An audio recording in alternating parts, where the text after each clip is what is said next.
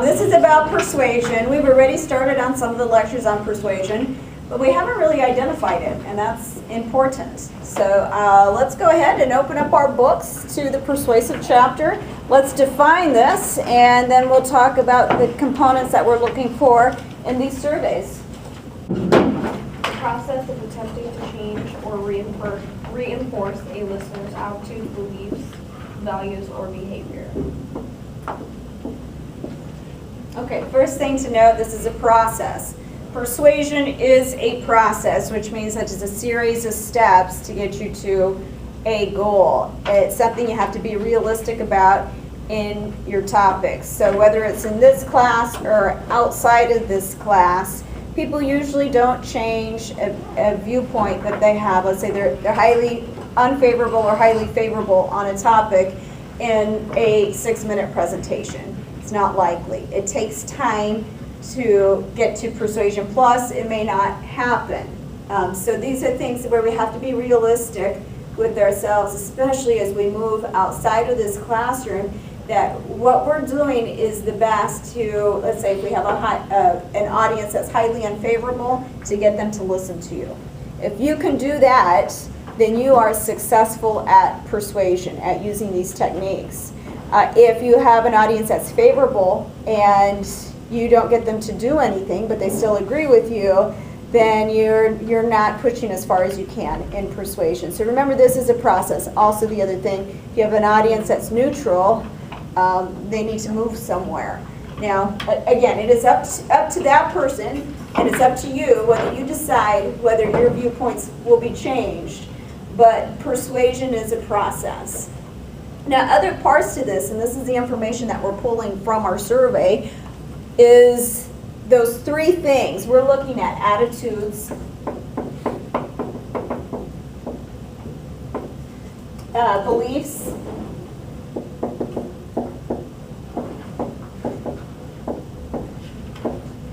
values, and the last thing is behaviors.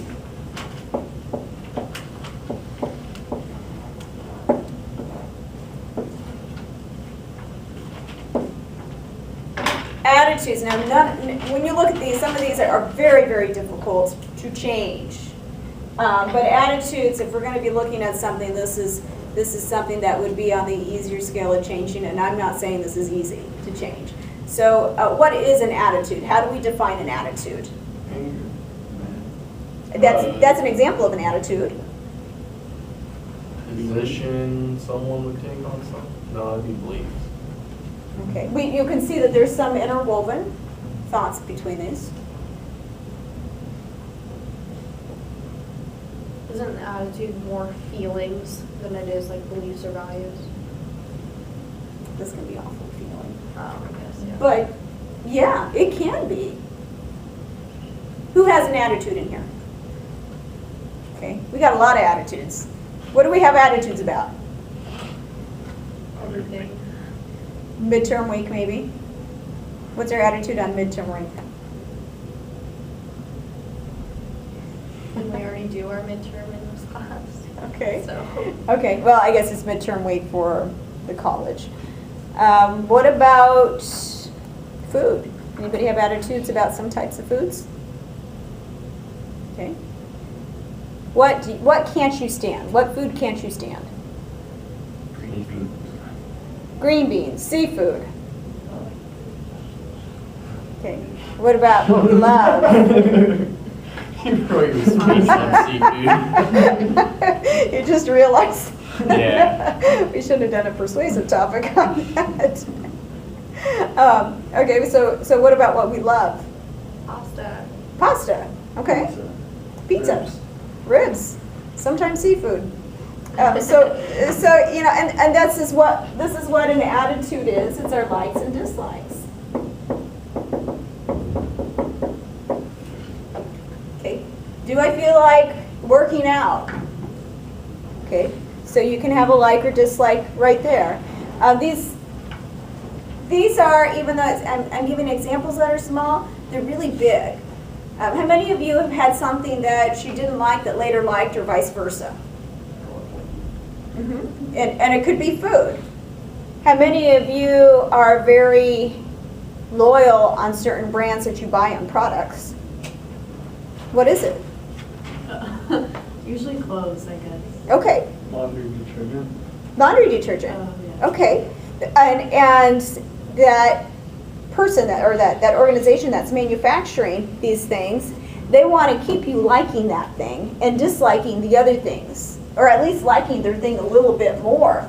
So maybe you can feel a scale coming in, a scaled question, not at all to very important.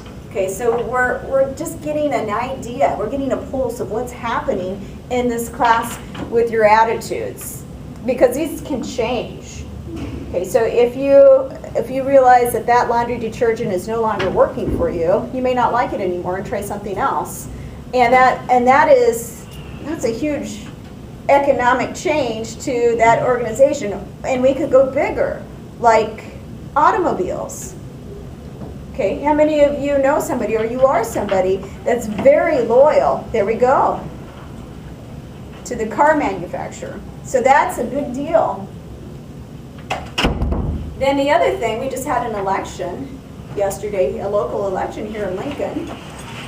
So we do this with people too. We have attitudes about people, and we make big decisions about the future of our culture and our country dependent on our attitudes. And they can be very flippant. We did this as kids too.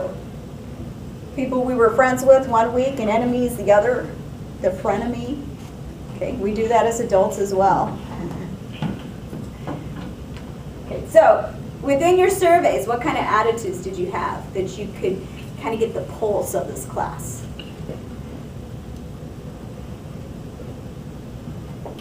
Did your scale questions address that? I hate it, I love it. Okay, there we go. We have an attitude right there. Okay, next thing is our beliefs. And a belief, this is different than an attitude. I mean, they do feed on each other. I don't want you to think that they aren't connected. But a belief, let's go ahead and somebody read what the definition of a belief is in your book.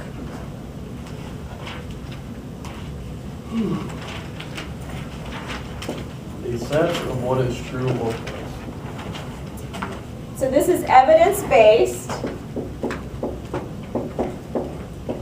Okay, and it's a sense of what's true or false. And what we're looking at is what they think is true or false. And we come to that with a number of different things. We come to that with previous experiences, with third parties, with the media, with being educated in certain areas. So as a class, we come to find things to be true or false based on our experiences to where we are now.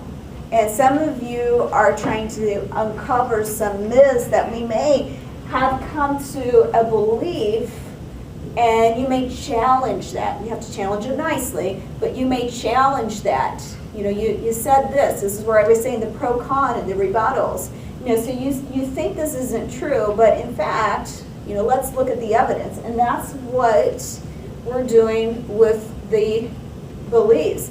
Now, this is a little different than changing an attitude, because we could be pretty set in our ways. Well, we can be pretty set in our ways about an attitude. Like, I will never eat this, ever. Okay, but this one, we have evidence that backs us up.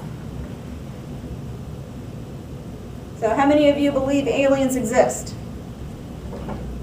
1, 2, 3, 4, 5, 6, and 7. Like extraterrestrial aliens or?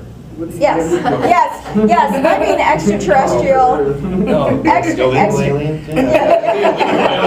Yeah. Those exist. Yeah. Mars is not sounding their best. We are looking at something. Why do we say this? Why do so many people in the classroom raise their hand? Because there's no evidence, so you can make up your own ideas. I feel. Okay, let's say I know you didn't raise your hand though. No, I didn't. Okay, all right. So let's No, ask yeah, somebody I that. Let's. I'm so confused. There is evidence. Okay, why do you say there's evidence? What's the evidence that you have that says that aliens exist? I don't know, Discovery Channel? Yeah, Ancient Aliens, that's why. Yeah. Yep, there's all the evidence. That was the evidence. Okay, so there's been some media, there's been some documentaries, yes. There's no evidence that it doesn't exist. Oh, okay, so Yeah. then, That's what I meant. so then we go through different, now, are these logical? Not necessarily always. Depends on the extent of their logic.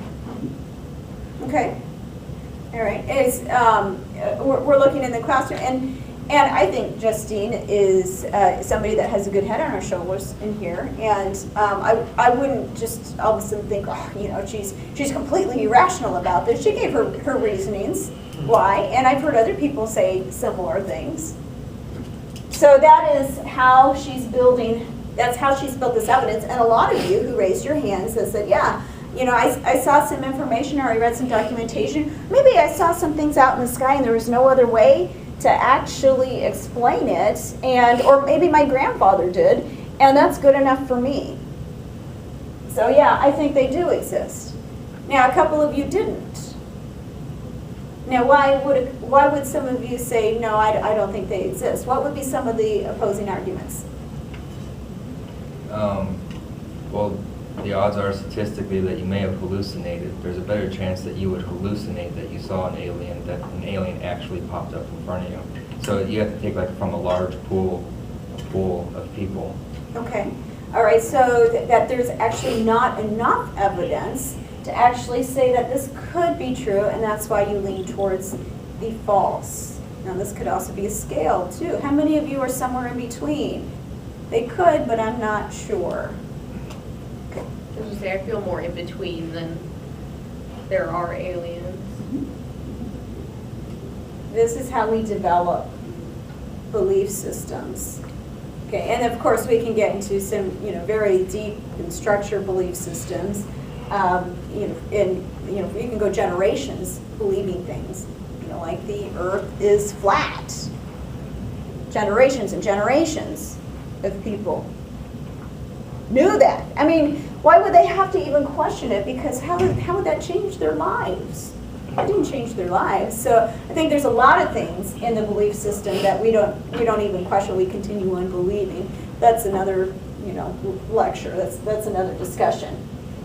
Okay, so we can get very deep into this. The more evidence we feel we have to prove one way or the other, and you can't prove anything, but that we feel proves one way or the evidence of one way or the other. This is going to be much more difficult to tackle than an attitude. So you see this getting stronger. The next thing is the value. And how does your book define a value? An enduring conception of right or wrong or good or bad. So it's righteousness. Church Okay, and they're actually using language just to show that strength of a value.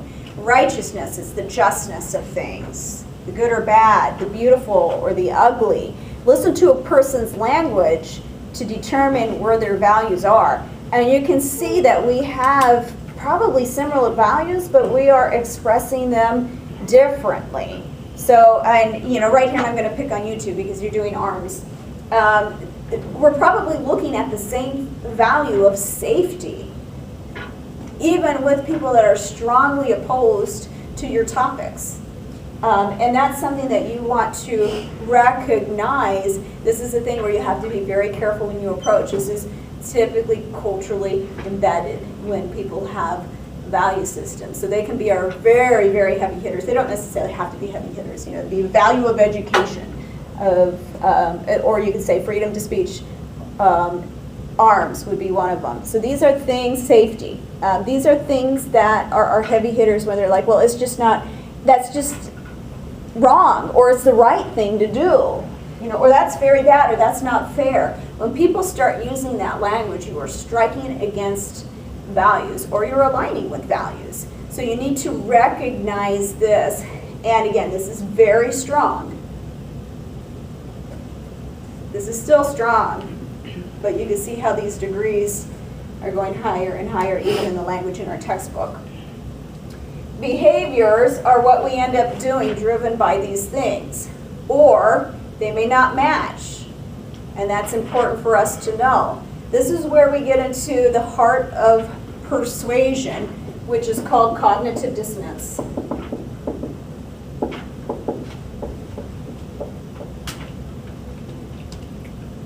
Who's had this word? Who studied this word maybe in another class?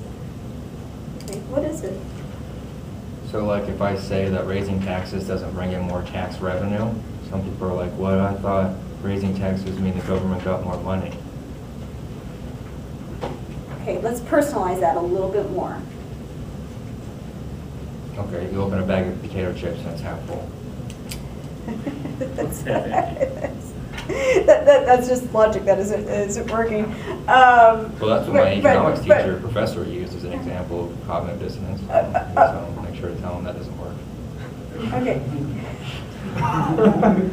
Let's give you one that you can grab onto. Cognitive dissonance is when we're looking at an attitude or belief or value,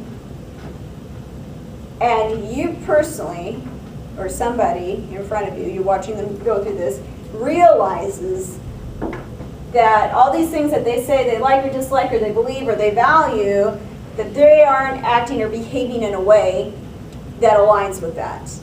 So if you can go on with your life just as happy as could be, saying that I'm this kind of person and I'm healthy and I do this and I do that, but you really don't, and not have cognitive dissonance until you become aware of it, then you have cognitive dissonance. It's a true colors thing.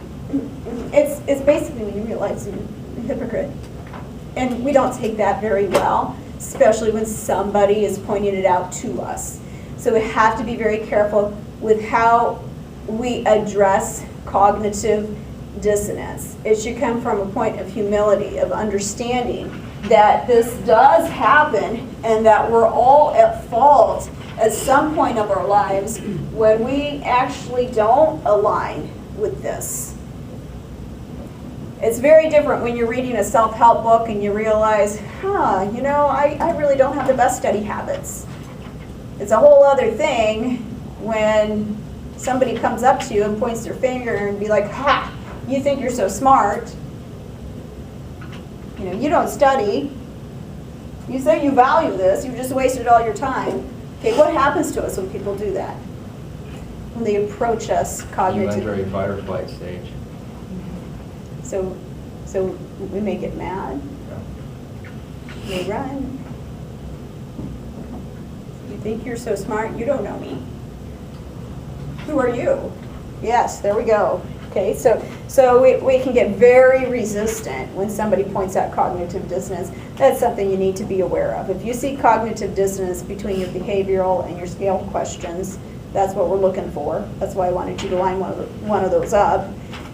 That's something for you to address nicely to your audience. You can say, you know what, I know what it's like. I get frustrated too. I don't feel like doing things. Let's see what we can do to remove some of those barriers or some of those things where you're not motivated so that you can still reach your goals. Okay, that's how you handle cognitive dissonance. Very carefully. I'm still kind of confused on what it is. It is when you, let's say, you believe in something. Let's say, I believe in going to church, but I never go. And I know that. And then I can react in certain ways by saying, well, yeah, you may point that out, but it's just because I've been really busy. And then maybe I change my ways. Maybe I start, well, you know what, I didn't really like that anyway. I changed my mind. So we will do anything we can in order to relieve this discomfort. So it's kind of like when you start getting people talking in circles. It's just you. It's you having a reaction to you not doing something that you say let's say, believe in or that you value. Also practice what you preach. Exactly. That's what cognitive dissonance is. Is when you're not doing that and now you realize it. So a big example of cognitive dissonance is buyer's remorse.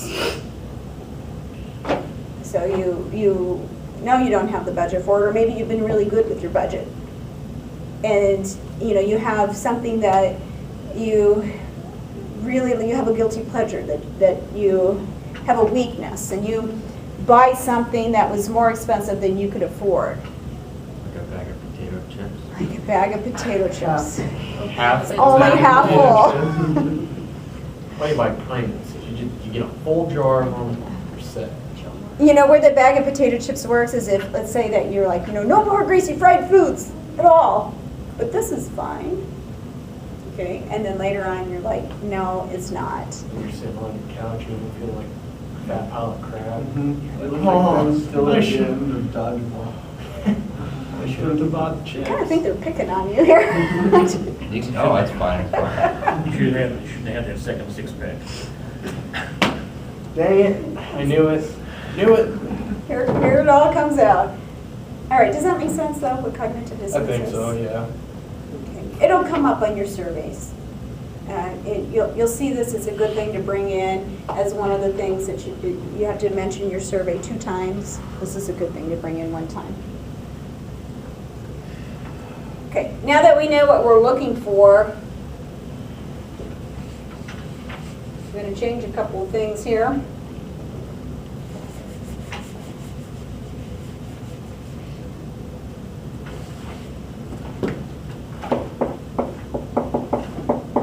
Okay, specific purpose.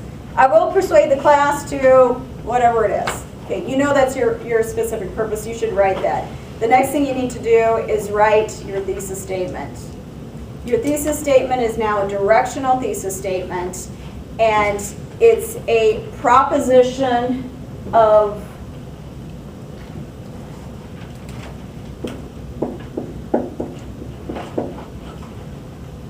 fact, value, and or policy which can be combined.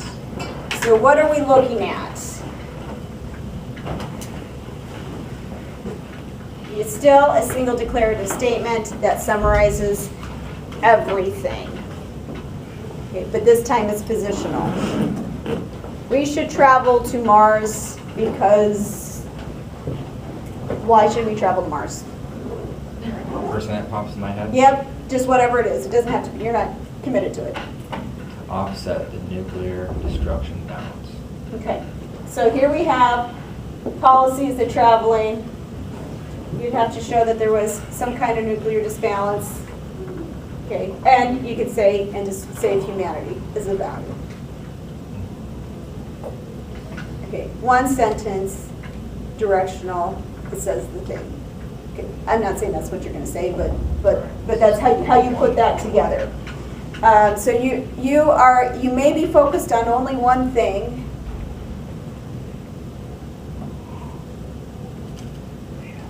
Facts over here could be one thing, or you could be combining them with other things. We see this all the time. It goes in and out of our culture, and it changes our culture. Seatbelt laws are an example. There was a time where, they built cars that didn't even have seatbelts. There was a big fight about, how well maybe seatbelts were more dangerous. And the questions came out. So a question of facts, a question of values, a question of policy.